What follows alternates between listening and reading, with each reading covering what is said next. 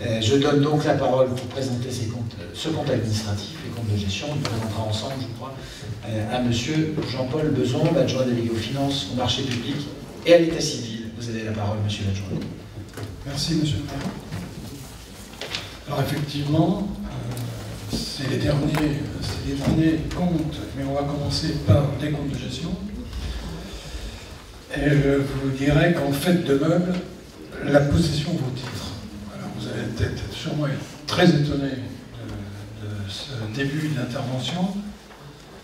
En fait de meuble, virgule, la possession de vos titres, 8 mots, une virgule. Et en 8 mots, une virgule, le rédacteur du Code civil à l'époque, puisqu'il s'agit de l'article 2276 alinéa 1 du Code civil, ont écrit un texte que je qualifierais de remarquable, puisqu'il est concis, précis. Il ne demande pas d'ajouter ni un mot ni d'en retirer un. Par contre, il nous faut présenter les comptes, et là on est obligé de se référer à l'article 2121-31 du Code général des collectivités territoriales, qui dit que le conseil municipal arrête le compte administratif, qui lui est annuellement présenté par le maire, et dans un deuxième alinéa, il nous dit qu'il entend débat et arrête les comptes de gestion des receveurs, sauf règlement définitif. Alors je vous dirais franchement que là, ça devient un peu plus compliqué à comprendre, d'autant plus qu'il paraît normal de d'abord présenter, non pas le compte, les comptes de gestion, plus exactement aussi, avant, non pas le compte administratif, mais les comptes administratifs, puisque aussi bien pour les comptes de gestion que les comptes administratifs, il y a le budget principal et les budgets annexes.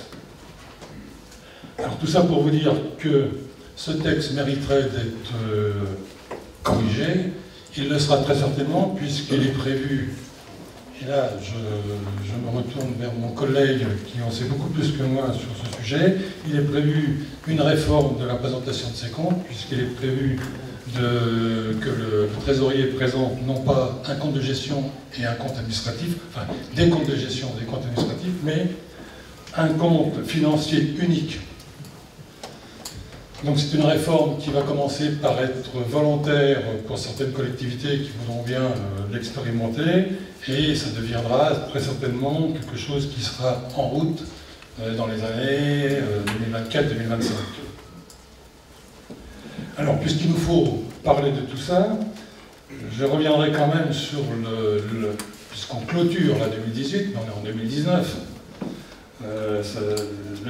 le cycle budgétaire 2018 a commencé le 20 novembre 2017, puisque c'est là qu'on a débattu les orientations budgétaires. S'en est suivi la présentation et le vote du budget le 28 décembre 2017, puis le vote d'un budget supplémentaire le 28 mai 2018 et d'une décision modificative le 17 décembre 2018. Alors, le compte de gestion, c'est un document qui nous est transmis par la trésorerie.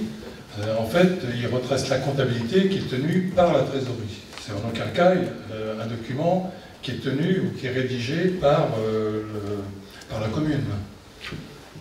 C'est le trésorier qui tient la comptabilité, et pour les spécialistes, pour les comptables qui sont dans la salle, il tient la comptabilité intégralement, c'est-à-dire depuis la classe 1 jusqu'à la classe 7. Alors il présente le compte de gestion en 3 parties, la situation patrimoniale, c'est-à-dire le bilan, l'actif et passif, ainsi que le compte de résultat. Et je me permettrai de demander qu'on nous présente la diapo numéro 2, s'il vous plaît. Voilà. Alors c'est à peine visible, mais c'est le bilan consolidé qui regroupe à la fois le bilan du compte du budget principal et des budgets annexes. Alors on va zoomer sur les diapos suivantes, parce que là c'est à peine visible. Voilà, là vous avez l'actif, avec un total...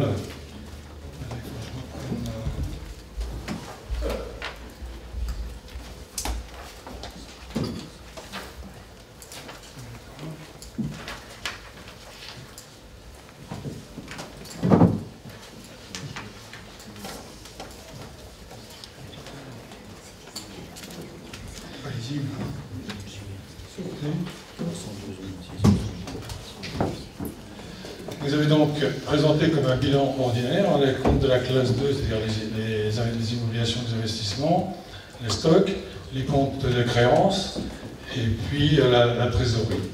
Et vous avez sur la diapositive suivante le passif avec les fonds propres qui sont évalués à 220 millions d'après les comptes du trésorier, les provisions qui sont comptabilisées, les dettes, dettes financières, dettes des fournisseurs, et le total bien sûr du bilan passif est égal au total du bilan actif, bien évidemment. Alors 220 millions de fonds propres, c'est quand même pas à discuter, mais pas à tempérer non plus, mais à corriger dans la mesure où ça a été mis en place aussi, cette comptabilité au fur et à mesure.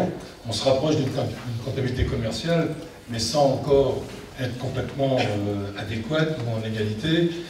Et il manque, à mon avis, des biens, il y a des biens qui sont sous-évalués. Je ne citerai que la forêt, par exemple, qui, à mon avis, comptait à 0 dans ce bilan.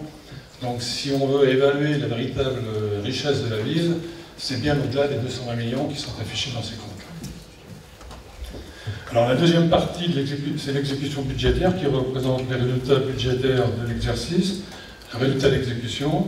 Et vous avez une troisième partie, c'est la comptabilité des deniers et valeurs. En fait, c'est la présentation de la balance complète des comptes, comme je disais tout à l'heure, de la classe 1 à la classe 7. Alors le compte de gestion est soumis au vote de l'Assemblée délibérante, qui peut constater ainsi la stricte concordance des deux documents, compte administratif et compte de gestion. Il est bien évident que le résultat qui figure au passif du bilan que vous avez sous les yeux va être égal au résultat qu'on va dégager tout à l'heure dans le compte administratif. Sachant qu'est présenté là le résultat consolidé. Voilà, ce que j'avais à dire sur les comptes de gestion. On va enchaîner, non, je pense. Est-ce que le Conseil accepte de délibérer sur les deux en même temps? J'en sortirai pour les deux. Je vous fais voter sur le fait de regrouper les... C'est peut-être... Oui, ça, monsieur l'adjoint, on peut le faire, je crois. Regrouper les deux. Oui, on l'avait fait la dernière. Oui, donc est-ce qu'on est pour regrouper les deux, le vote sur les deux? Contre? Donc c'est adopté. Vous pouvez enchaîner, monsieur l'adjoint. Merci, monsieur. Alors, on va aborder le point qui intéresse davantage. Juste, je m'excuse, monsieur le maire, ce sera bien deux votes comme séparés. Oui, bien sûr. Bon, oui, c'est sûr. Mais à mon avis, il est quand même difficile de voter d'abord le compte administratif avant le compte de gestion, puisque le compte administratif, les comptes, les montants qui sont présentés dans tous les documents du compte administratif sont extraits des comptes de gestion. Donc accepter le compte administratif avant d'accepter le compte de gestion me paraît être une hérésie. Alors effectivement, nous allons aborder le compte administratif. Et on peut présenter la diapo suivante. Voilà. Alors le compte administratif rapproche les prévisions. En fait, on est dans une comptabilité budgétaire. Donc un budget qui est voté et des réalisations qui vous sont présentées dans le compte administratif, à côté de la colonne. Je mettrai déjà une réserve supplémentaire, c'est que la maquette me paraît quand même manquer d'une colonne, celle de l'exercice N-1. Je pense qu'il serait intéressant à la fois de comparer la réalisation 2017 et la réalisation 2018, tout en comparant aussi le budget 2018 par rapport à la réalisation 2018. Or, les maquettes oublient N-1.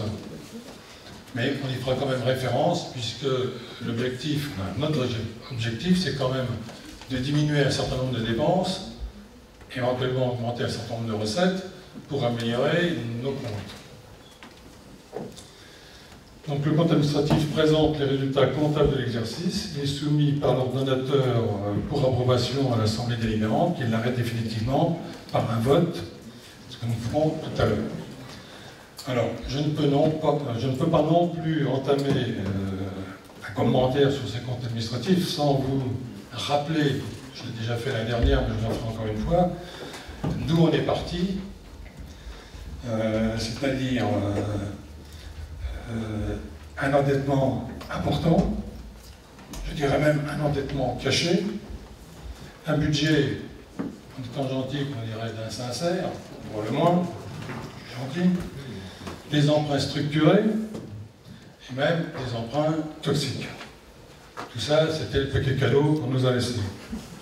Alors, quel était notre objectif avant, en ayant connaissance quand même d'un certain nombre de choses qui figurent dans l'inventaire que je viens de faire, mais on a eu des mauvaises surprises, comme vous le savez, mais avant de les connaître, on avait dit qu'on réduirait la dette, qu'on n'augmenterait pas les taxes locales, qu'on ne réduirait pas le service public, et qu'on essaierait, par le fait, de grossir notre capacité d'investissement. Alors les documents qui vous sont présentés, qu'on va commenter, c'est, à part les comptes de gestion dont on vient de parler, le compte administratif du budget principal qui fait 185 pages, le compte administratif budget annexe de 262 pages, un rapport de présentation de 23 pages, auquel je vais me référer assez souvent. Alors, on va commencer par étudier ou commenter les recettes de fonctionnement. Donc, je demanderai de passer à la diapo numéro 8. Et vous pourrez vous référer également au rapport aux pages 4 à 7. Les recettes de fonctionnement s'élèvent pour 2018 à 30,692 millions d'euros, soit une baisse de 13,13% par rapport à l'année dernière.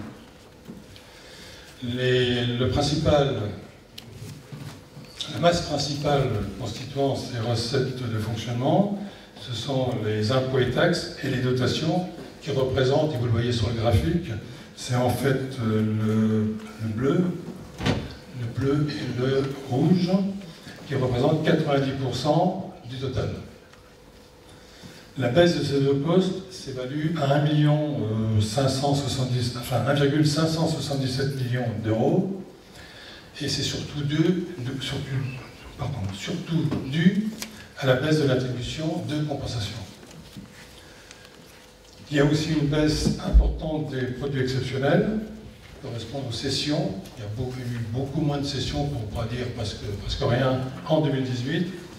Et puis une baisse des reprises de provisions qui sont liées à la baisse des produits exceptionnels de cession. Ça ne se compense pas. Par contre, la baisse des reprises de provisions, il y a une compensation qui se fait avec les charges, puisque d'un autre côté, on aura une baisse aussi des intérêts financiers. En 2017, on avait fait des reprises de provisions et payé des gros montants d'intérêts.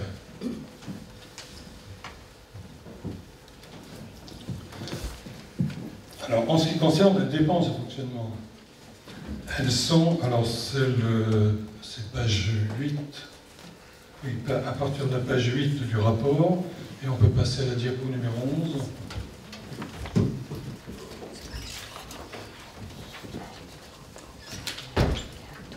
Voilà. Donc les dépenses de fonctionnement s'élèvent à 28,673 millions d'euros, soit une baisse de 5 millions, soit 15% par rapport à 2017. Alors on peut distinguer dans un premier temps les dépenses de gestion courante.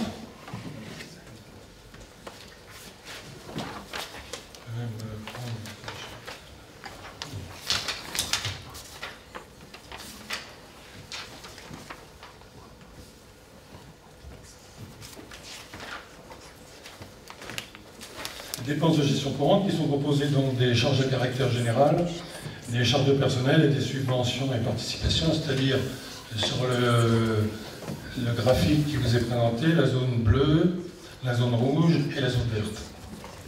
Donc ces charges représentent 84,5% des dépenses réelles totales. Elles sont en baisse de 2,67 millions d'euros, soit 10,3%.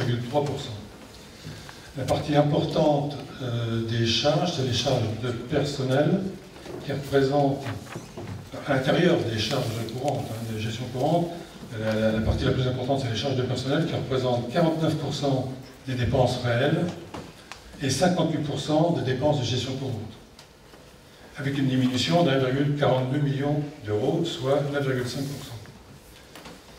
Les charges à caractère général représentent 16% des dépenses réelles et 17% des dépenses de gestion courante. Elles sont en baisse de 1,42 million d'euros, soit 9,5 millions. Et puis vous avez les subventions et participations qui représentent 20% des dépenses réelles et 23% des dépenses de gestion courante, qui augmentent de 171 000 euros, soit une hausse de 3%. Et vous avez les autres dépenses réelles de fonctionnement, les charges financières qui baissent d'1,7 million et les charges exceptionnelles qui augmentent de 318 000 euros. Alors les charges financières, comme je vous l'avais dit à l'instant, baissent en comparaison avec la diminution des reprises de provisions qu'on avait dans les recettes.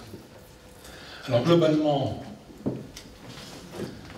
vous avez une baisse des recettes de 4,6 millions d'euros, une baisse des dépenses de 5 millions, soit une baisse de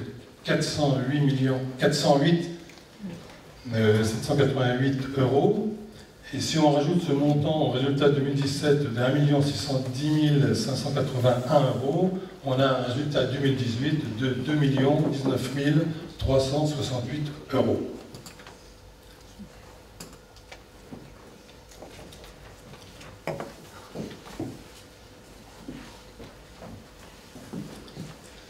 Donc ce montant de 2 millions qui est à comparer qui est le résultat du budget principal, ce montant de 2 millions s'élève pour tout budget confondu à 3 200 000. Et en ce qui concerne l'année 2017, si on rajoute au budget principal le report de N-1, on a un résultat qui sera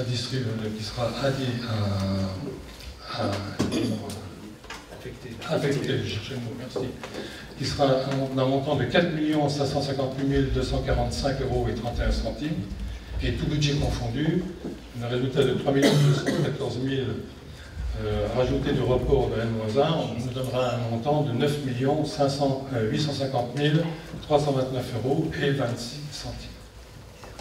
Alors vous avez bien compris qu'il est difficile de comparer dans des années comme on connaît, compte tenu des transferts de compétences, compte tenu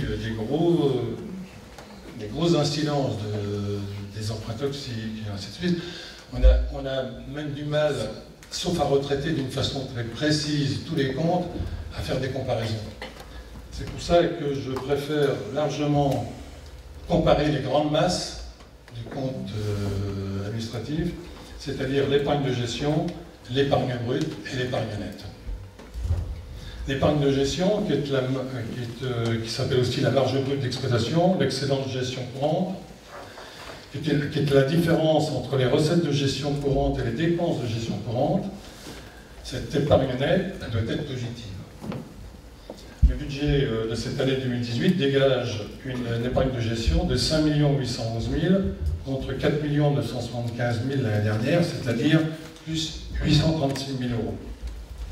Tout budget confondu, cette épargne de gestion s'élève à 7,7 millions pratiquement contre 6,9 millions, soit une augmentation de 780 000 euros environ.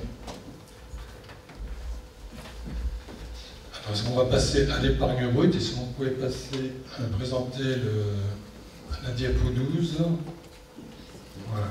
Donc vous avez sur ce graphique l'évolution de l'épargne brute, qui est aussi appelée autofinancement brut, capacité d'autofinancement brut, qui est la différence entre l'ensemble des recettes réelles de fonctionnement et les dépenses réelles de fonctionnement, correspondant également à l'épargne de gestion.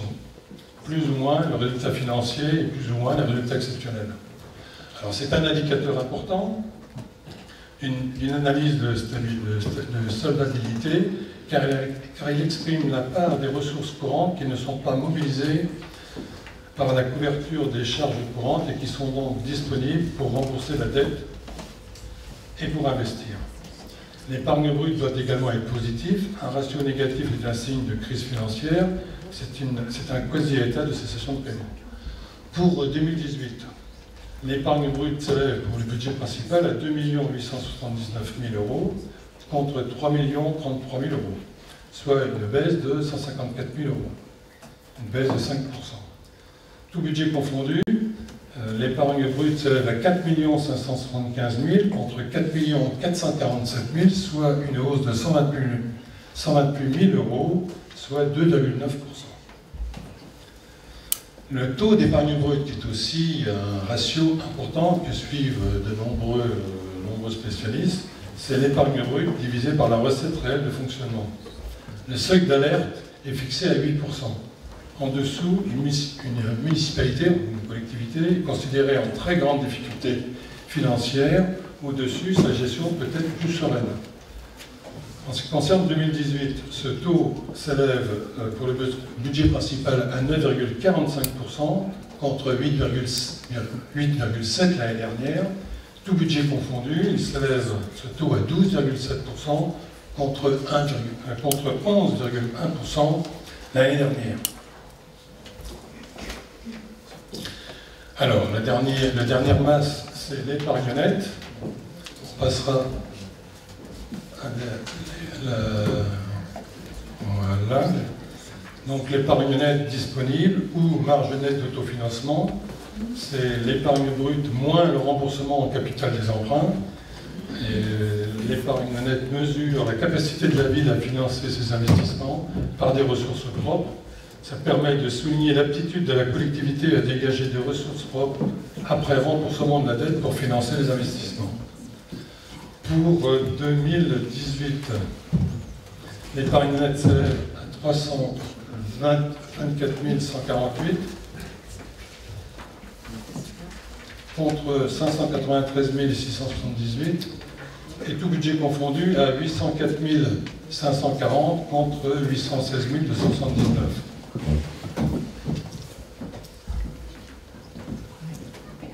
Alors, sur le rapport, tout ça vous est présenté à la page 13 du rapport qui vous a été communiqué. Voilà, je voulais juste qu'on montre l'évolution du taux d'épargne brute, parce que vous en avez parlé en chiffres, mais quand on voit son évolution, on comprend le redressement financier de la ville que vous avez évoqué. Ce sont des chiffres qui sont très parlants. Non, mais je laisse mes collègues publics admirer cette courbe, que je ne qualifierais pas malgré tout de remarquable. On peut toujours faire mieux. Alors on va passer après l'étude du budget de fonctionnement à la section d'investissement. Vous pourrez vous référer au rapport aux pages 14 à 17. Alors les recettes d'investissement, elles comprennent, comme chaque année, puisque ça devient presque une habitude, un emprunt, la souscription d'un emprunt de 2 millions, et puis les subventions d'équipement, qui malgré tout malheureusement arrivent avec un certain retard. Les dépenses d'investissement comprennent à la fois les remboursements du capital, qui s'élève pour le budget principal à 2,6 millions et tout budget confondu à 3,8 millions. Alors, il est certain que si on regarde uniquement le remboursement de la dette ou la diminution de la dette uniquement sur le budget principal, il s'élève à 600 000 €, ce qui est très faible. Et il faut raisonner là, comme par ailleurs, comme à chaque fois, sur tout budget confondu. Donc tout budget confondu, le remboursement du capital emprunté s'élève à 3,8 millions pour la souscription d'emprunt de 2 millions, soit une diminution de l'emprunt sur l'année, de l'endettement de 1,8 million. À cela s'ajoutent les travaux réalisés pour le budget principal qui s'élève pratiquement 5 millions et pour tout budget confondu à 6 millions. C'est-à-dire qu'en fait les investissements, des remboursements de la dette plus investissements, travaux et équipements s'élèvent pour le budget principal à 7,6 millions et tout budget confondu à 9,8 millions. Le besoin de financement pour le budget principal se monte à 1 494 000. Il est largement couvert par l'excédent de fonctionnement qui, lui, s'élève à 4,5 millions. Tout budget confondu Ce même besoin de financement s'élève à 3,7 millions pour un résultat cumulé qui s'élève à 6,8 millions. Alors il vous est présenté, si on pouvait sauter, là, on y reviendra sur le désendettement, si on pouvait présenter dans un diaporama des photos des investissements qui ont été réalisés. Bon, c'est une sélection, hein, puisque là figure le parc Simone Veil et le skatepark.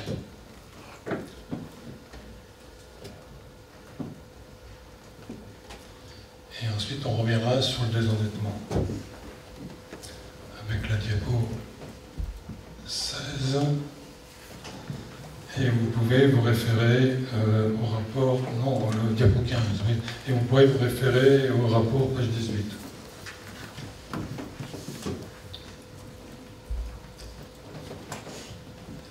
Alors, vous avez...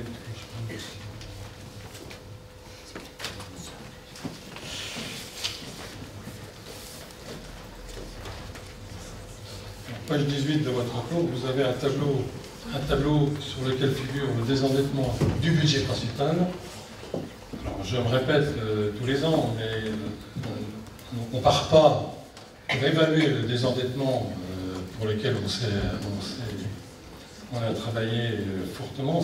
On ne part pas de la situation 1er janvier 2014, on part de la situation corrigée au 1er avril 2014. Quand j'entends corrigée, c'est la situation qui existait réellement au 1er avril 2014, plus les emprunts qu'on a dû souscrire pour combler toutes les mauvaises nouvelles qui nous ont tombé sur la tête tout au début du mandat. Donc au 1er avril 2014, une fois corrigé, l'endettement du budget principal s'élevait à 39 millions.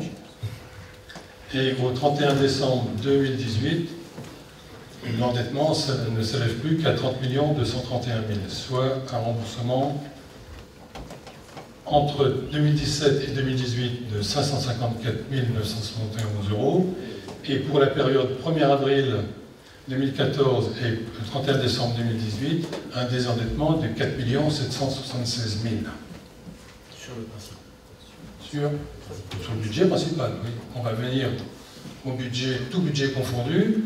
Alors le même tableau, mais consolidé cette fois. La situation au 1er avril 2014, la ville avait un endettement de 63,8 millions d'euros. Cet endettement était redescendu au 31 décembre 2017 à 56,9 millions. Et au 31 décembre 2018, il s'élève à 55,2 millions. Un remboursement dont tout budget confondu sur une année d'1 758 000, et sur la période 1er avril 2014, 31 décembre 2018, un remboursement de 8 670 000.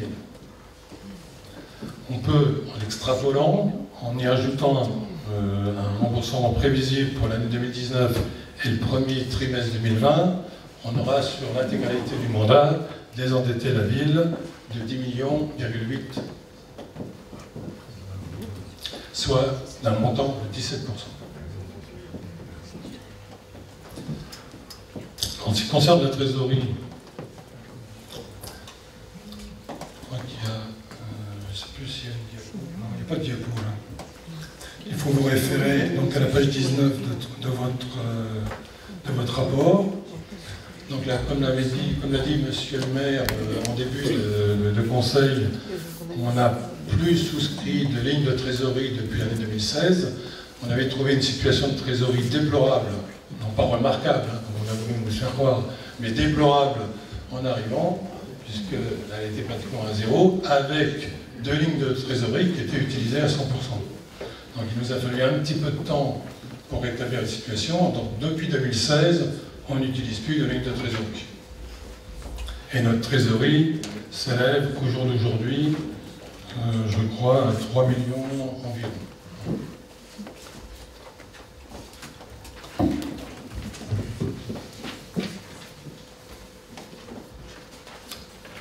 Exactement, oui, j'ai le montant exact aujourd'hui, 2 789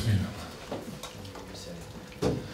Alors les budgets annexes qui nous sont présentés dans le rapport, les pages 20 et 21, en ce qui concerne Aquanova, pages 22 et 23.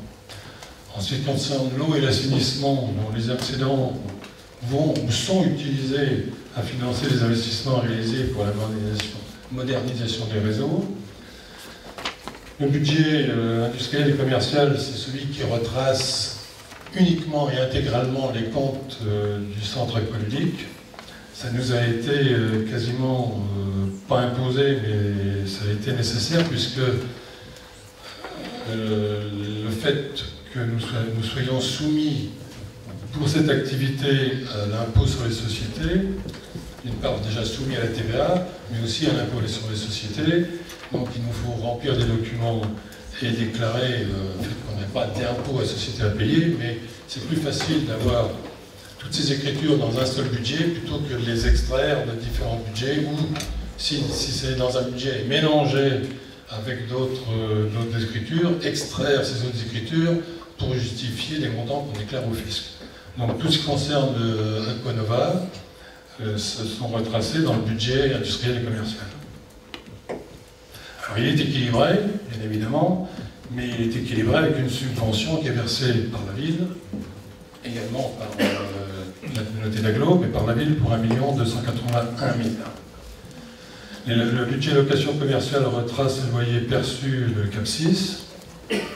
Le budget zone d'aménagement concerté, le déficit affiché perdurera tant que les parcelles acquises dans le cadre des concessions d'aménagement ne seront pas vendues. Les budgets forêt, régie des spectacles, assainissement non collectif, opération de renouvellement urbain, LORU et parking du marché. Ces différents budgets n'appellent pas de commentaires particuliers, hormis le fait qu'un certain nombre d'entre eux ne sont équilibrés que grâce à la participation du budget principal. C'est le cas de l'ORU pour un montant de 354 600 €, de la régie des spectacles pour un montant de 265 000 €, du parking du marché pour un montant de 110 000 € et location commerciale pour un montant de 37 700 €.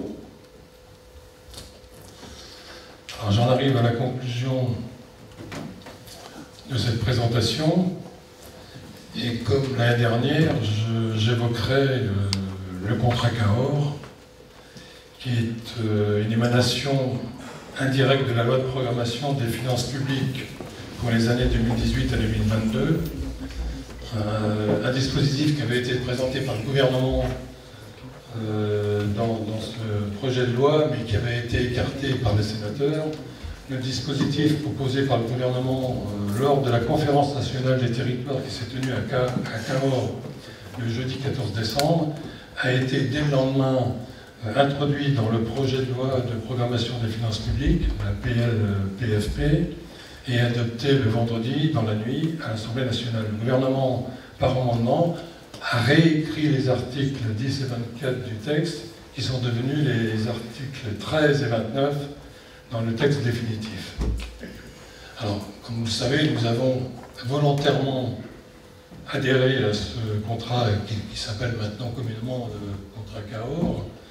Nous y avons volontairement adhéré alors que nous y étions tout obligés. Nous l'avons fait surtout parce qu'il n'y a aucune crainte de notre part à s'engager sur les critères qui nous étaient demandés, puisqu'en fait, c'était, dans grande partie, ce contrat existe, a été demandé aux collectivités importantes, plus importantes que nous, d'une façon obligatoire, là. Ça a été demandé pour,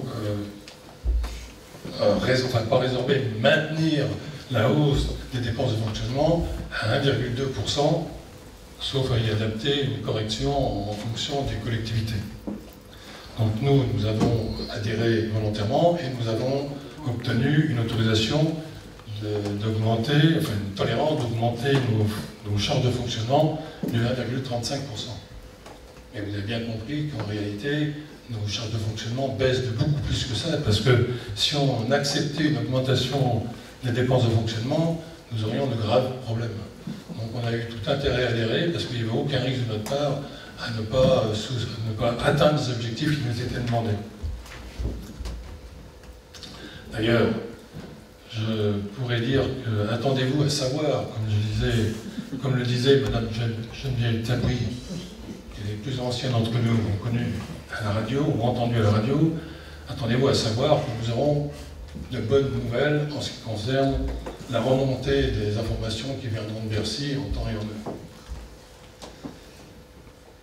Alors, vous comprendrez bien que nous étions au départ de notre mandat dans une situation des plus catastrophique. On était, à mon avis, j'ai employé par un temps une comparaison avec ceux qui faisaient le tour du monde sur leur catamaran et qu'on avait franchi le Cap Horn et qu'on remontait l'Atlantique. Alors maintenant, on s'approche des Sables d'Olonne à grands pas. On n'est encore pas dans le chenal des Sables d'Olonne, mais on y arrive. Donc on a fait un gros travail. On a réduit la dette. Oui, on n'a pas augmenté les impôts. Oui, on n'a pas réduit le service public. Oui, on a augmenté notre capacité d'investissement, parce que tous les ans, l'investissement augmente. Mais oui, il faudra continuer à diminuer la dette. Oui, il faudra continuer à maintenir le service public. Et oui, il faudra continuer aussi oui, il faudra, à mon avis, tenter de réduire les impôts avant 2026. Voilà, monsieur le maire, c'est ce que je voulais dire sur ces comptes administratifs.